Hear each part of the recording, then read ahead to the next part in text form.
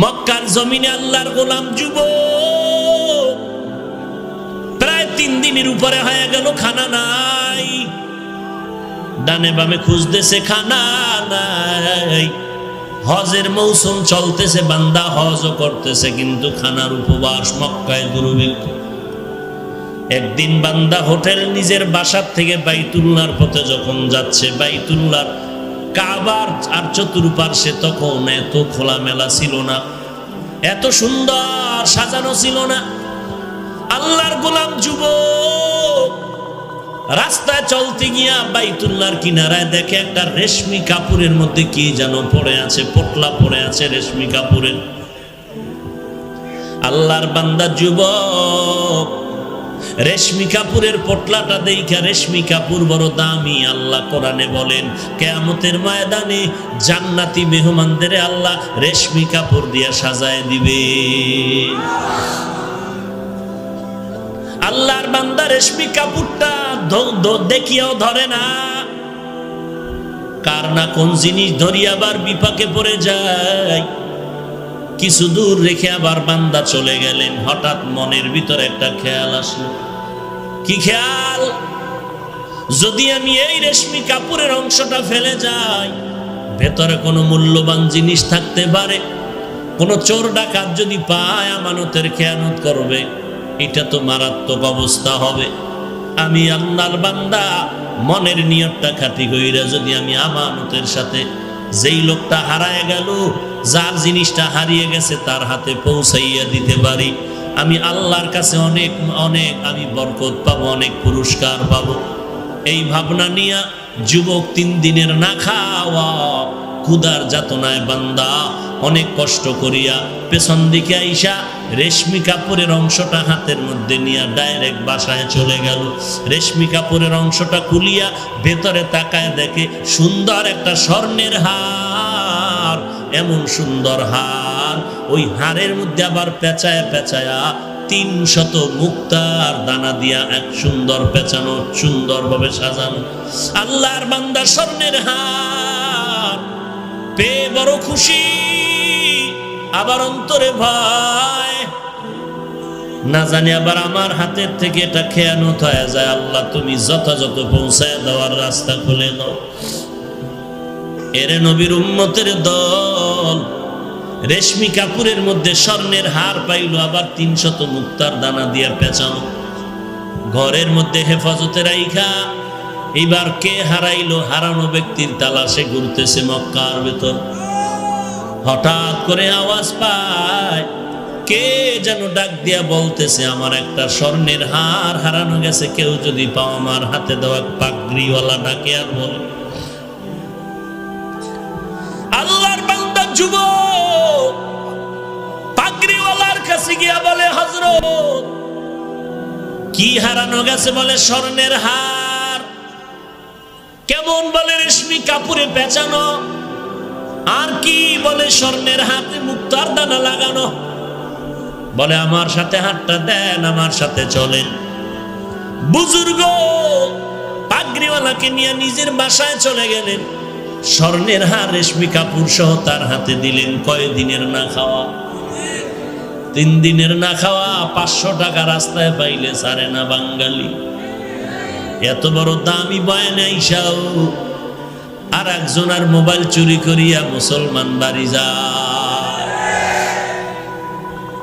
কত জায়গায় কান্নার আওয়াজ। আমার মোবাইল এরকম 2টা গেল, সমস্যা নাই, তবে দামি দামি নাম্বার গুলো আমার মারাত্মক। অনেকে মানিব্যাগ হারায় কান্দে। এরে মুসলমানের বাচ্চা, তুই ওয়াজ মাহফিলে এসে এমন মারাত্মক অন্যায় করতেছ, তুই কপালে লেখা রাখ, পাথর দিয়া খোদাই করে লেখ, তোর মরার আগে কোনো একটা গজব তোরে ধরিয়া নিবে, কোনো সন্দেহ নাই। হয়তো ঘুমের ঘরে তুই বোবা হয়ে যাবি, না হয় তোর হাত বাঁকা হয়ে যাবে, না হয় তোর ছেলে, না হয় তোর মেয়ে, না হয় তোর স্ত্রীর হাত বাঁকা হয়ে যাবে তোর গুনার কারণে। কারণ চোখের পানির বরদোয়া খালি ফেরত যাবে না রে ভাই। চোখের পানি, কান্নার বরদোয়া বড় কঠিন। কেউ যদি কান্না করে বরদোয়া দেয়, কষ্টের বরদোয়া, এটা লাগবেই, সন্দেহ নাই। অতএব এমন কোনো অন্যায় কারোর সাথে করবা না যে অন্যায়ের কারণে চোখের পানি পড়ে যায়। মাজলুমের পক্ষে আমার আল্লাহ, জালেমের পক্ষে আমার আল্লাহ নাই। কথার দ্বারা জুলুম করিও না রে ভাই। ওই যুবক 3 দিনের উপবাস, ওই পাগড়িওয়ালা বলেছিল যে আমার হারানো হাতটা ফিরায় দিবি, তাকে আমি 100 টাকা দান করে দিব হাদিয়া। যুবক মালটা তার হাতে আমানত দিয়ে এবার বিদায় নেয়। এখন বুজুর্গ বলে হাদিয়া নেও, বলে আমি এখন এর বিনিময়ে হাদিয়া নিব না, আমি চাই আমার আল্লাহ দিবে। বলে হাদিয়া নেও, বলে না হাদিয়া হিসাবে এই মুহূর্তে নিব না। 3 দিনের না খাওয়া, হাদিয়া দেওয়া সুন্নাত, নেওয়া সুন্নাত, তারপরও যুবক নিলেন না। তাকওয়া কার ভয়? হর কে দারাত খৌফে হক দর দিল মদম, জান্নাতুল মাওয়া দেহদ উরা মাকাম। বুজুর্গরে হাতটা দিয়ে চলে গেল। পাগড়িওয়ালা বুজুর্গর দিলে বড় আফসোস, এমন একটা সৎ ছেলেকে যে আমাদের হার ফিরায় দিল, হাদিয়াও নিল না। যুবক বাইতুল্লাহর কিনারায় বইয়া মন ভরে তার জন্য দোয়া করলেন। শেষ হয়ে গেল। যুবক কাফেলা নিয়ে বাড়িতে রওয়ানা। বিমান নাই, রকেট নাই, তখন তো স্টিমার, নদীপথে সফর। নদীপথে সফরে রওয়ানা। আল্লাহর কঠিন পরীক্ষা। নদীর ভেতরে যাওয়ার পরে তুফান শুরু হয়ে গেল। তুফানের এক পর্যায়ে স্টিমার পানির নিচে চলে গেল, ডুবে গেল। ওই আল্লাহর গোলাম তাকওয়াওয়ালা যুবক ওই স্টিমারের একটা বয়া ধরে হাত ধরে রাখলো। আল্লাহ পাক নদীর পানিকে হুকুম দিলেন, আমার বান্দাটারে কিনারায় পৌঁছায় দাও। 3 দিনের না খাওয়া বান্দা, আল্লাহর গোলাম যুবক পানিতে ভাসতে ভাসতে জংলার কিনারায় চলে গেল। নদীর ওপার উঠা তাকায় দেখে চতুর্দিকে জঙ্গল, রাস্তা নাই, চলার মতো অচেনা পথ। আল্লাহর বান্দা তাকওয়ার মানদণ্ডে আল্লাহর ভয় নিয়ে রাস্তায় হাঁটে আর আল্লাহর নামের জিকির করে। আল্লাহর জিকির করে। আল্লাহ বলেন ফাযকুরুনি আযকুরুকুম। যেই বান্দা আমার জিকির করে আমিও তার স্মরণ করি, যে আমাকে ভুলে না আমি আল্লাহ তাকে ভুলি না।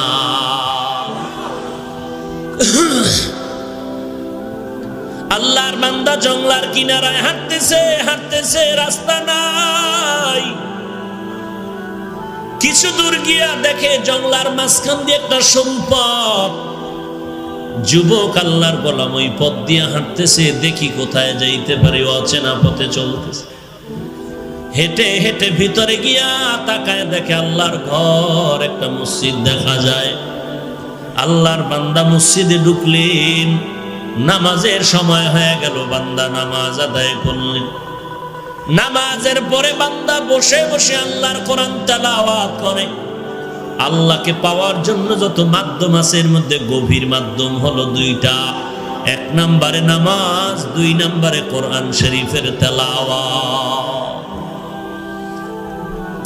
আজকে মুসলমানের মধ্যে নামাজের দুর্বলতা, তেলাওয়াত তো নাই। আপনার কি আমার তো তেলাওয়াত নাই। রমজান চলে যায়, একটা খতম দিতে কষ্ট হয়। পুরাটা বছরে কোরআন খতমের কোনো চিন্তাই করি না। কোরআন তেলাওয়াত মানি কালামুল্লাহ।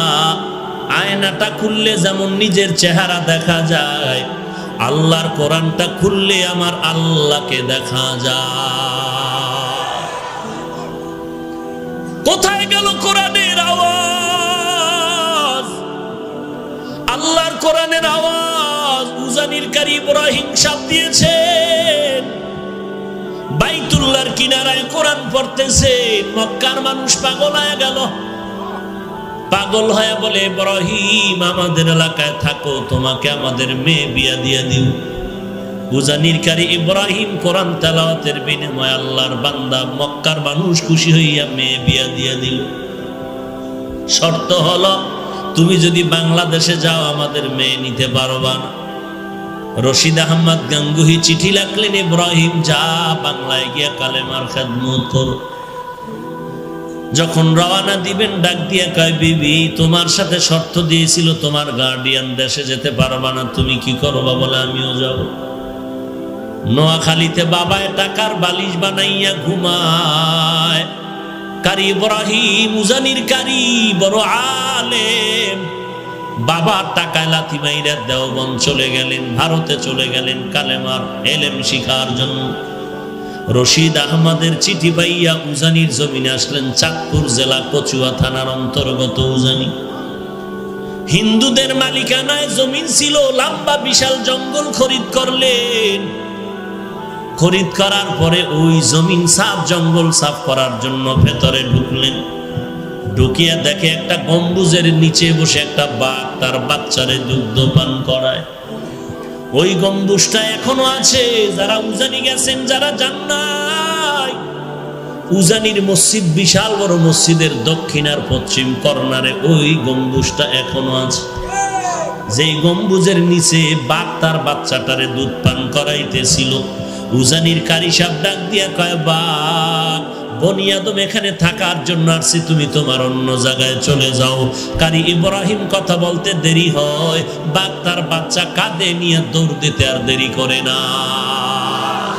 আউলিয়ারা কারে আকবা ইখতিয়ার, জাহেলারা কারে দুনিয়া ইখতিয়ার। এ হলো আল্লাহওয়ালা, এরা হলো আল্লাহর খাঁটি গোলাম। কেমন গোলাম? উজানির কারি সাহেব চরমনে আসছেন। সৈয়দ ইসহাক রহমাতুল্লাহ আলাইহির আমন্ত্রণে আসলেন, খানা টানা খাওয়াইলেন। কারি ইব্রাহিম ডাক দিয়ে কয়, ইসহাক বাবা কে দিয়ে খানা খেয়ে খাওয়াইলি? বলে গোশত, বিরিয়ানি, কোরমা। কারি ইব্রাহিম বলে আস্তাগফিরুল্লাহ, এত ভালো খানা আমাকে তুই কেন দিলি? আমার নফস তো খুশি হয়ে গেল, এত ভালো খানা তো আমি নফসেরে দেই না। হুজুর আপনি খাইলেন টের পান নাই? বলে এটা বুঝার কায়দা নাই। ওরে আল্লাহওয়ালারা দেখতেছো, ওদিকে তাকায় আছে, মনে হয় যেন কি দেখতেছে। আশরাফ আলী থানবী রহমাতুল্লাহ আলাই মুসল্লিদের নিয়ে, ভক্তদের নিয়ে রাস্তা দিয়ে হাঁটতেছেন। হঠাৎ করে রাস্তার কিনারায় দেখে সুন্দরী মেয়েরা কলস ভরে ভরে পানি নেয়, পাত্রে পানি নেয়। হঠাৎ একটা নজর দিলেন আশরাফ আলী থানবী। এক নজরে তাকায় আছেন, মনে হয় যেন মেয়েদের দিকে কি খারাপ দৃষ্টিতে তাকাইছেন। ভক্তরা কিছু বলে না, বেয়াদবি হয়ে যাবে। খানে কায়েমদা দিয়ে যাওয়ার পরে হযরতের কাছে প্রশ্ন করলেন, হযরত আপনি মেয়েদের দিকে তাকাইলেন কেন? একটু জানতে মনে হয়, জানতে চাই। আশরাফ আলী থানবী হাকিমুল উম্মত বলে, যাও তোমরা ওই এলাকায় একটা ঘুরি দিয়ে খবর নিয়ে আসো। তারপরে ঘুরি খবর নিয়ে দেখে ওই বাড়ির মধ্যে কান্নার আওয়াজ, ওই মেয়েটা এখন আর জমিনে জিন্দা না। আশরাফ আলী থানবী কয়, রে ভাই আমি নজর করে দেখলাম ওর উপরে কেমন যেন পরকালের বাহিনীর, পরকালে আজরাইলের আক্রমণ, আজরাইলের আনাগোনা আমার অনুভব হইল। এই জন্য আমি দেখলাম যে হায়াত তো বেশিক্ষণ নাই। এটা বান্দার তবেই ব্যাপার না, এর নাম হলো কারামত। এটা আল্লাহওয়ালাদেরকে আল্লাহ দান করেন তাকওয়া যদি থাকে। এই জন্য ইয়া আইয়ুহাল্লাযীনা আমানু ইন তাত্তাকুল্লাহ ইয়াজআল লাকুম ফুরকানা। যারা আল্লাহর মহব্বতে তাকওয়া নিয়ে চলবে, আল্লাহ বলেন আমি তাদের একটা স্পেশাল পাওয়ার দেই। ওই পাওয়ারের নাম হলো ফুরকান। ফুরকানের অর্থ কি? হুয়া নূরুম মিন ইলাহি, আল্লাহর পক্ষ থেকে একটা নূর। এটা আল্লাহ আল্লাহওয়ালাদের দান করেন যারা তাকওয়ার উপরে চলে। ওই নূর দ্বারা বান্দা কি করবে? মা ফুররিকা বিহি বাইনাল হাক্কি ওয়াল বাতিল, ওই নূরের আলো দিয়ে আল্লাহর ওলি হক আর বাতিল নির্ণয় করে হকের পথে আগায় যাবে। এটা আল্লাহওয়ালা যারা তারা পেয়ে যায়। ওরে বান্দা, এটা তো আল্লাহ আশরাফ আলী থানভীকে দান করেছিলেন, এটা তো কারি ইব্রাহিমরা পেয়েছে, এটা চরমনার সৈয়দ ইসহাক সৈয়দ ফজলুল করিম পেয়েছে। আমরা যদিও কোনো দালালি করি না, অমুক পীরের দালাল, না না, গাছ তোমার নাম কি, ফলে পরিচয়। পীর ভালো না খারাপ, মুরিদের দ্বারাই পরিচয়। আমি কোন দল করি না করি, হক হলে অন্তত মোহাব্বতের সাথে তার সমর্থন দিতে হবে, হিংসা করা যাবে না। আল্লাহর বান্দা এবার মসজিদে বসে কোরআন তেলাওয়াত করেন, মনে আছে? এলাকার মানুষ ভিড় জমে গেল, এত সুন্দর তার কণ্ঠের তেলাওয়াত, সবাই খুশি, এত সুন্দর যুবকের তেলাওয়াত। এবার সবাই আবদার করে, হযরত আপনি আমাদের মসজিদে থাকেন, আমগো মসজিদের ইমাম নাই, খতিব নাই, কয়েকদিন আগে মারা গেছে। যুবক কয়, যেহেতু আমার ঠিকানা নাই, বাড়ি ঘর নাই, আমি এখানে থাকি, পরে ঠিকানা নিয়ে খোঁজ খবর নিয়ে এখানে থাকবো, আর প্রয়োজনে ফ্যামিলি নিয়ে আসবো, এখানে মা বাবার খেদমত করুন। যুবক ওই মসজিদে থাকার পর এখনো বিবাহ করে নাই, ওদিকে পেটের মধ্যে ক্ষুধা, আল্লাহ পাক রাস্তা খুলে দিতেছেন। ওয়া মান ইয়াত্তাকিল্লাহ ইয়াজআল লাহু মাখরাজা। আল্লাহর ভয় তাকওয়া নিয়ে যারা চলবে, ওরে আল্লাহ কুদরতি ভাবে রিজিক দিয়ে দিবে। ভাইরা আমার, যুবক এখন মসজিদের ইমাম আর খতিব, নামাজ পড়ায় মুসল্লিদের মন প্রাণ কেড়ে নিয়েছে। যুবক, এটা কার নেয়ামত? ভোলার মুসলমান, কার নেয়ামত? এই যে এত মানুষ ভোলার ময়দানে, বসারও জায়গা নাই, বলতে গেলে দাঁড়ানোরও জায়গা নাই। কেউ খানার লোভে আসে না, টাকার লোভে আসে নাই। আমি হাফিজুর রহমানের চেহারাটাও দেখতে আসে নাই। হ্যাঁ, যদি কেউ বলে চেহারা দেখতে আসছি, তাও চেহারা আমি, বান্দার কোনো কৃতিত্ব না, সব আমার মাওলার নেয়ামত। যুবক আল্লাহর গোলাম ইমামতি করতেছেন। কিছুদিনের মধ্যে মুসল্লিদের মনের ভিতরে এমন একটা আশান্বিত উদয় হয়ে গেল যে ইমাম সাহেব আমাদের এখন তো অবিবাহিত, বিবাহের প্রয়োজন। ইমাম সাহেব বিবাহ করবেন বলে, হ্যাঁ। বলে আমগো এলাকায় দেখি ভালো একটা মেয়ে আছে, তাই নাকি? বলে হ্যাঁ। কেমন? বলে তুলনাই নাই। বলে বাবা কি করে? খেয়াল করেননি সবাই? মুসল্লিরা বলে আমগো ইমাম সাহেব যে আগে ছিলেন খতিবে আজম, বড় একজন বুজুর্গ, বড় বুজুর্গ, তিনি কয়েকদিন আগে ইন্তেকাল করেছেন। তার একটা সুন্দরী রূপসী আল্লাহর বান্দি আছে, আমরা এখনো তাকে দেখি না। আমগো মহিলারা পর্যন্ত বাইরে তাকে দেখে না। যেমন তার চরিত্র, তেমন তার চেহারা। বলে আপনারা প্রস্তাব দিয়ে ব্যবস্থা করেন, আমি রাজি হয়ে গেলাম। খেয়াল করেন ভালো করে। এবার প্রস্তাব দেওয়াতে মেয়েটাও রাজি হয়ে গেল। একজন খতিব, আমার বাবার খতিবের জায়গায় যে খতিব, তার সাথে আমার বিবাহ হবে, ভালোই তো, আমি ধন্য হয়ে যাব। ওই আল্লাহর বান্দি, আম গাছে আম হয়, কোনোদিন মান্দার গাছে আম পাওয়া যাবে না। হ্যাঁ, মেয়েটা খুশি হয়, একজন আল্লাহওয়ালা পাইছি, আমার স্বামী, আমার কপাল ধন্য। আর ভোলার মেয়েরা কয় হুজুর লাগবে না, দাড়িওয়ালা চাই না, একজন রমনা পার্কের যুবক নিয়ে আসো। ঠিক নি? এরে মা বোনের আসেনি পর্দার আড়ালে? আছে? এরে আম্মা জান, আমিও তো মায়ের সন্তান। আপনারা কত দূর থেকে এসেছেন বয়ান শোনার জন্য গো মা। আপনার কি মনে চায় না আপনি একজন এমন আলেমের স্ত্রী হবেন, এমন একজন আলেমের মা হয়ে কবরের দিকে যাবেন, যে আপনার সন্তান আপনার জানাজার ইমামতি করায় আপনাকে দাফন করে রাখবে। আপনার সন্তানের পেছনে হাজার হাজার মানুষ দাঁড়ায় দাঁড়ায় ইমামতির নামাজ পড়বে। ও আম্মা জান, আপনি শুধু মা হলে হবে না, আপনার উপরে কত দায়িত্ব জানেন। আপনার আদর্শের কারণে একটা দুনিয়া হতে পারে আদর্শওয়ালা। আপনার আদর্শের কারণে সন্তান আদর্শ পাবে, সন্তানের কারণে গোটা জগতে আলো ছড়ায়া যাবে। এরে পর্দার আড়ালের মা, আজকে মাদ্রাসায় পড়ে সম্মান কমে নাই রে মা। এত সম্মান আল্লাহ দান করেছেন, ভাষা নাই বুঝায় দেওয়ার মা। আজকে মা বাবা কত গর্ব করে রে পর্দার আড়ালের মা।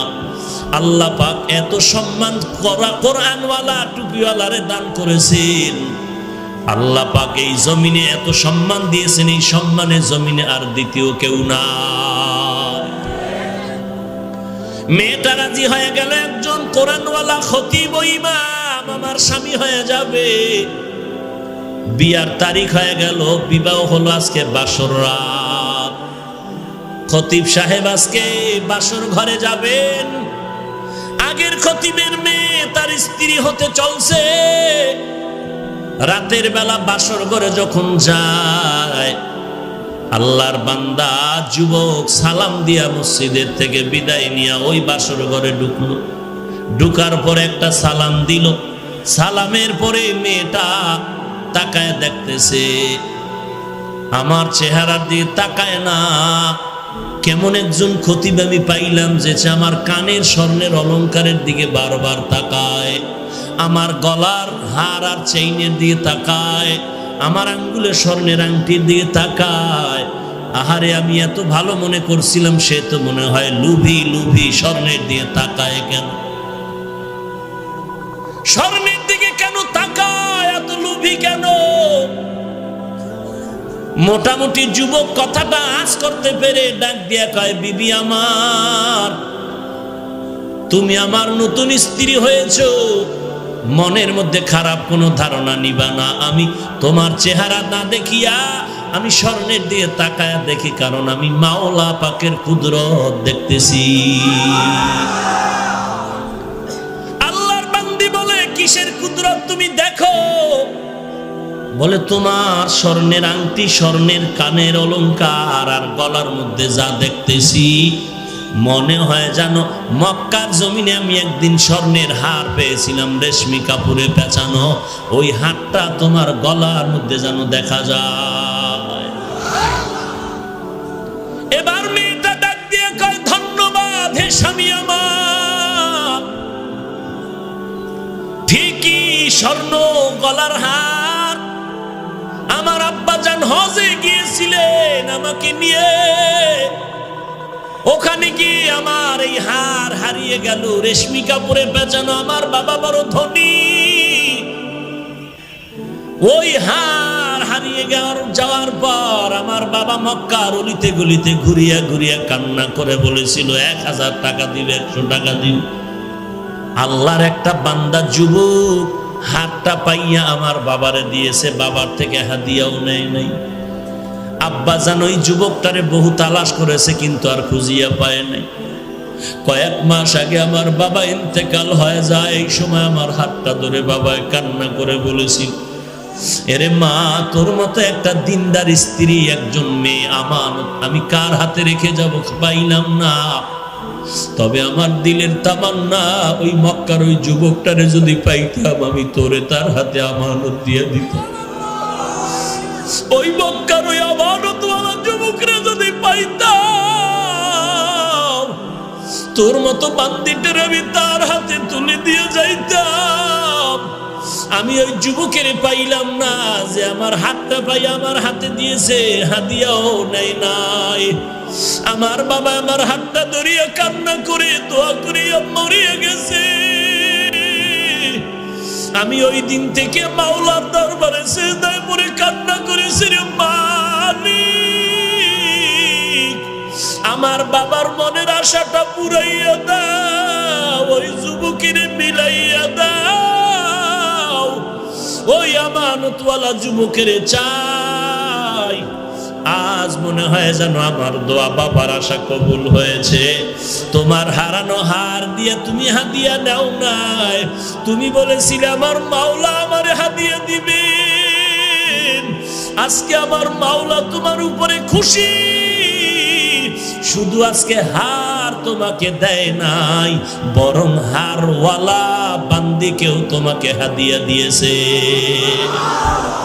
ইয়া ইলাহি তু মেরা মাবুদ হ্যায়, ইয়া ইলাহি তু মেরা মাশূক হ্যায়, ইয়া ইলাহি মুঝসে মুঝকো दूर कर, ताके देखो मुझ में तुझको एक नजर।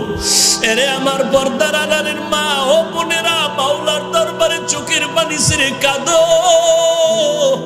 বাড়িওয়ালা টাকাওয়ালা দেইখা পাগল হইও না রে বোন। টাকা পাইবা, বাড়ি পাইবা, যদি শান্তি না পাও জীবনটার কোনো দাম নাই। এরে আল্লাহর বান্দিরা আমার মাওলার কাছে বলো, মালিক দুনিয়াতে তুমি আমার এমন একটা স্বামী দিও, অন্তত কোরআনওয়ালা যেন থাকে, দিনদার হয়, চরিত্রটা যেন ভালো হয়। ও ভোলা এলাকার যুবক ভাই, আল্লাহর দরবারে চোখের পানি ছেড়ে কান্না করো, আল্লাহর কাছে মাপ চাও, আর বলো আল্লাহ এমন একটা মেয়ে তুমি আমার স্ত্রী বানায় দিও, কিছু পাই আর না পাই অন্তত যেন কোরআনওয়ালা পাই। কারণ যেই মহিলা কোরআনওয়ালা হবে তার সন্তানও জমিনের আদর্শওয়ালা হবে, গাছ ভালো হলে ফল ভালো হবে। এরে যুবক আল্লাহর গোলাম, আল্লাহর দরবারে তওবা করে কান্না করো, জীবনে কোনো মেয়ের চরিত্রে আঘাত করবি না। যদি করো তোর কপালটা পুড়ে যাবে, তোর জিন্দেগি ধ্বংস হয়ে যাবে। জীবনে নেশাগ্রস্ত হইও না, নেশার পেছনে পড়িও না রে বাবা। আজকে একটা যুবক আল্লাহর বান্দা, আপনাদের ভোলা এলাকার দামি সবাই নাম বললে চিনবে, সাংবাদিকতা করতো আল্লাহর বান্দা। আজকে চোখের পানি ছেড়ে দোয়া চাইলেন, অ্যাক্সিডেন্ট হয়ে পা একটা অনষ্ট হওয়ার পথে চলে গেল। আমাকে আগের ছবিগুলো দেখাইলো আর বলল, হুজুর আমি অল টাইম পিস্তল নিয়ে চলতাম। বলার মধ্যে আমার সামনে একটা চোখ তুলে কথা বলার কেউ ছিল না, কিন্তু আপনার বয়ান শোনার পর আমি এমনভাবে মজবুত হয়ে গেছি, আমি প্রতিদিন নামাজ পড়ি রাতের বেলায়, অসুস্থ অবস্থায় নামাজ ছাড়ি না। এরে নবীর উম্মতের দল, এরে যুবক আল্লাহর গোলাম, আজকে এত বয়ান আল্লাহওয়ালার চলে, আর পরও কেন নামাজ পড়ো না রে যুবক? আজকে আমি টুপি ফালাই না, শীতের মধ্যেও নামাজ বাদ দেই না, কারণ তুমি বলো টুপি মাথায় দিলে গরম হয়, মাথা তোমার থেকে কম বুঝি না। দাড়িটা রাখলে যৌবনের ভাব চলে যায়, তোমার থেকে কম বুঝি না। এরপরও কেন টুপি ফালাই না, দাড়ি ফালাই না, নামাজ ছাড়ি না? একমাত্র কারণ আল্লাহর কোরআন সত্য, নবীর কথা সত্য। গুনাহগার হয়ে কবরে গেলে কবরের আযাব সত্য হয়ে যাবে। জমিন থেকে 9,30,00,000 মাইল উপরে সূর্য রাতের বেলা নাই, এত ঠান্ডার মধ্যে এত গরম লাগে, এত ঘাম।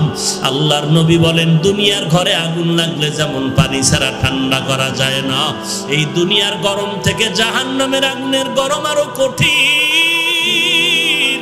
ওরে আল্লাহর নবী বলেন, গুনাহগারেরা যদি গুনাহ নিয়ে কবরে যাও, ওই কবরের মধ্যে দুই পার্শ্বের মাটির চাপ, একটা নয় দুইটা নয় 70 থেকে 99টা সাপের কামড়।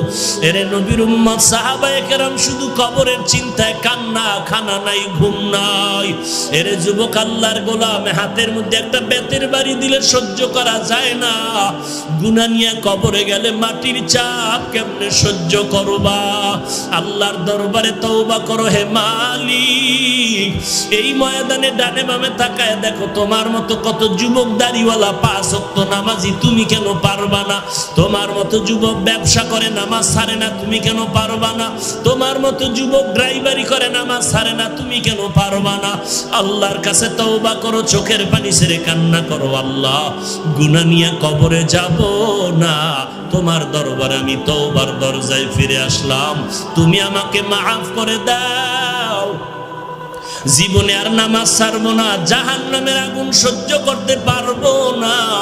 আজকে থেকে ধোঁকায় পড়ে যত গুনাহ করছি তওবা কর, দরজায় ফিরে আসলাম।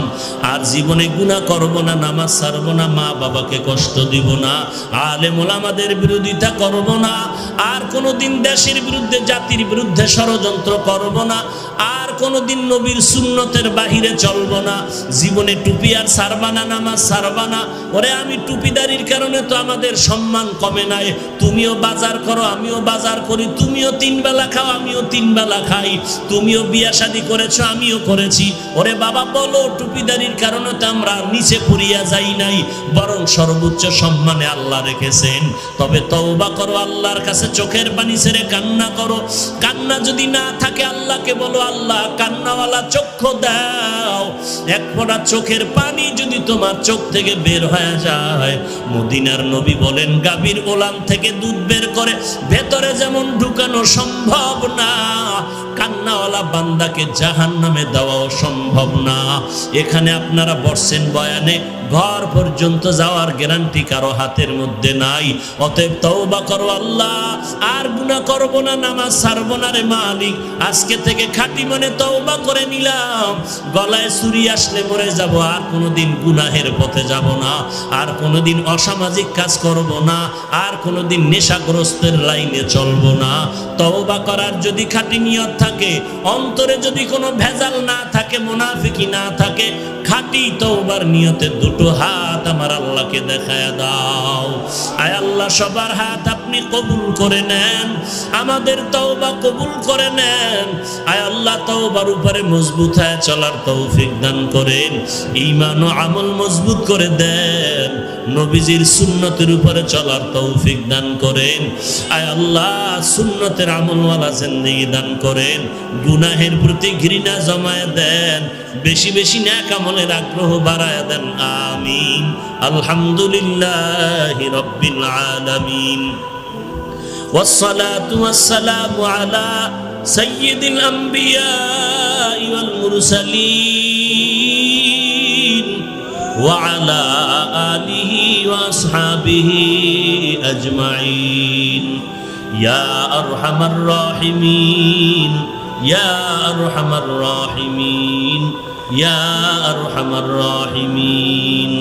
সবাই জবান খুলে দোয়াটা পড়েন, রব্বির হামহুমা কামা রব্বায়ানি সগীরা, রব্বির হামহুমা কামা রব্বায়ানি সগীরা, রব্বির হামহুমা কামা রব্বায়ানি সগীরা।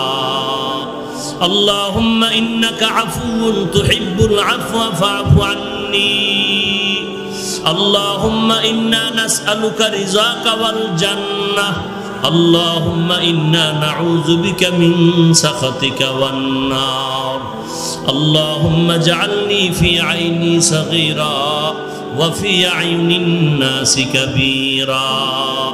اللهم إني أستودعك حياتي وإيماني وعملي وأهلي ومالي وعزتي فإنه لا يضيع ودائعك. ربنا ظلمنا أنفسنا وإن لم تغفر لنا وترحمنا لنكونن من الخاسرين. ربنا آتنا في الدنيا حسنة وفي الآخرة حسنة وقنا عذاب النار. ربنا لا تزغ قلوبنا بعد إذ هديتنا وهب لنا من لدنك رحمة إنك أنت الوهاب. ও দয়ার মালিক, এই ভোলার ময়দানে কুদরতের নজর দিয়ে তাকায় দেখেন, 3 দিন ব্যাপী তাফসিরুল কোরআন মাহফিল এই উলামায়ে কেরামদের মজলিসে আয় আল্লাহ কত উলামায়ে কেরামরা হাত তুলেছেন, সাদা দাড়িওয়ালা মুরব্বীরা হাত তুলেছেন, ব্যবসায়ী শ্রমিকরা, চাকরিজীবী, ছোট ছোট বাচ্চা ছাত্র ভাইরা হাত তুলেছেন, পর্দার আড়ালের মা বোনেরা হাত তুলেছেন। আয় আল্লাহ, আমরা টাকা চাই না, বাড়ি চাই না, জাহান্নামের আগুন থেকে নাজাত চাই রে আল্লাহ। মেহেরবানি করে আমাদের সবাইকে নাজাতের ব্যবস্থা করে দেন। জীবনের সমস্ত গুনাহগুলো নবীজির মহাব্বতে মাফ করে দেন। নবীজির সুন্নতের আমলওয়ালা জিন্দেগি দান করেন। অন্তর থেকে রিয়া হাসাদ কিবির দূর করে ইখলাস দান করেন। আয় আল্লাহ, কারো হাত খালি ফিরায়া দিয়েন না। আয় আল্লাহ, সবাইকে গুনাহমুক্ত জিন্দেগি দান করেন। নেক আমলের আগ্রহ বাড়ায়া দেন। সারা দুনিয়াতে শান্তি দান করেন। যারা বেঁচে আছেন দীর্ঘ নেক হায়াত দান করেন। ও দয়ার মালিক, পর্দার আড়ালের মা বোনদের নেককার হিসাবে কবুল করেন, আবেদা জাহেদা হিসাবে কবুল করে নেন। বেশি বেশি নেক আমল করার তৌফিক দান করেন।